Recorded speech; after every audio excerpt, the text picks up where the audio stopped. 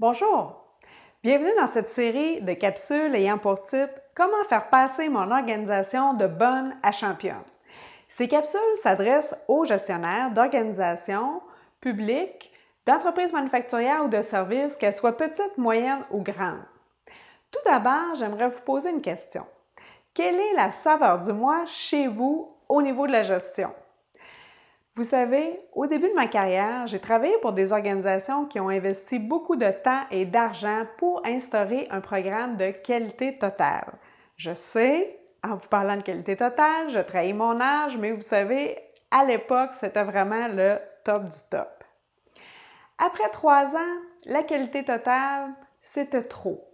Il fallait désormais instaurer un système de gestion de type ISO 9001 pour mieux gérer la qualité et la satisfaction des clients. Après 3 ans, il a fallu également devenir ISO 14001 pour la gestion de l'environnement afin d'améliorer notre marketing à l'international. Ensuite, nous avons implanté OSAS 18001 pour la gestion de la santé et sécurité au travail. Dans les années 2000, ISO, c'est devenu un peu moins à la mode, n'est-ce pas?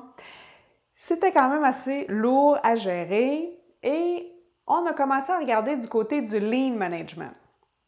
Avec l'aide d'un consultant, on a fait des chantiers 5S, des groupes de solutions de problèmes de type Kaizen et par la suite, après quelques années, les 5S, tranquillement, n'étaient plus tellement à jour sur les postes de travail. Les plans d'action des Kaizen n'ont jamais été terminés et donc n'ont pas atteint les objectifs de départ. Tout ça en moins de 10 ans, imaginez. Alors, inutile de vous préciser que pour les employés de plancher, après cette période intense de changement, ils étaient devenus très sceptiques devant tous ces changements d'orientation stratégique. Ils étaient pratiquement devenus allergiques aux mots ISO et aux mots japonais. Alors, dans ma pratique de consultante, je visite des entreprises qui ont un autre système de gestion. Vous le connaissez peut-être. C'est ce que j'appelle la gestion en pompier. Les gens courent d'un feu à l'autre, d'un bris-machine à une plainte client jusqu'à un blessé grave. D'autres organisations maintiennent des vieux systèmes ISO pour garder leur certificat pour 1 ou 2 clients, avec des grosses procédures de texte de 10 pages, sans photos, sans tableau, sans schéma. Ils ont un spécialiste contrôle qualité, un spécialiste en gestion de l'environnement, un autre spécialiste en santé et sécurité. Et finalement, il y a une autre équipe qui débarque pour déployer le Lean Management. Alors, bonjour, la gestion en silo et le gaspillage de ressources. Plusieurs études que vous trouverez facilement sur le web rapportent que 20% des projets d'amélioration dans les organisations ont des effets durables, 20% seulement. Au bout de 10 ans, il y a environ 80% de tous ces beaux projets d'amélioration entrepris qui n'ont aucun succès, un succès ou un succès temporaire. Les projets, souvent, ont eu des résultats mitigés, sous les attentes, ils n'ont pas rencontré les impacts financiers auxquels on s'attendait. Et finalement, après réévaluation, ils doivent être recommencés ou changés complètement.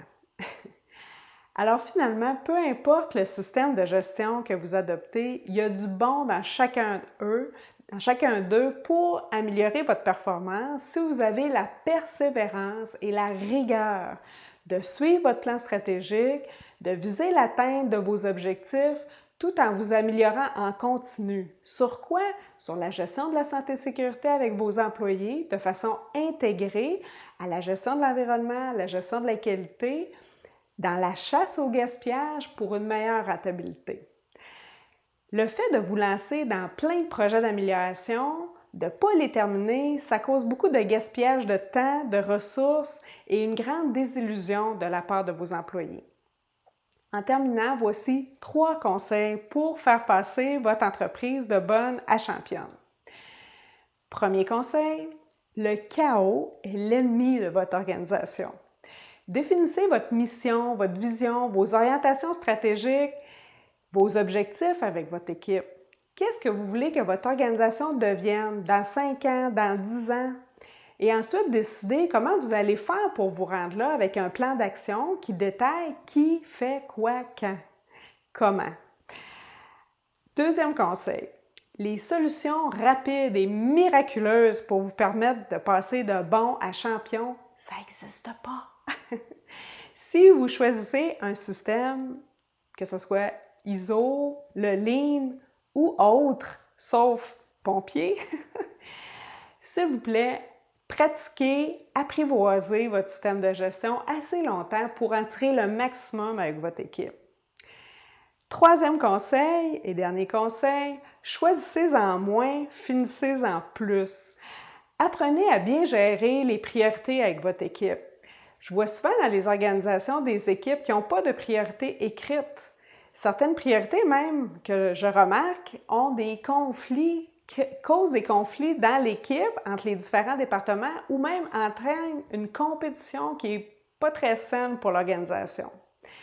Maintenant, je vous repose la question. Quelle est la saveur du mois en gestion chez vous? Comment ça se passe dans votre organisation? J'espère que cette capsule vous a fait réfléchir ou suscitera de saines discussions avec votre équipe ou avec votre patron. Dans ma prochaine capsule, on abordera d'autres caractéristiques des organisations performantes. Alors, au plaisir d'échanger avec vous sur ce sujet. Je vous remercie. À bientôt!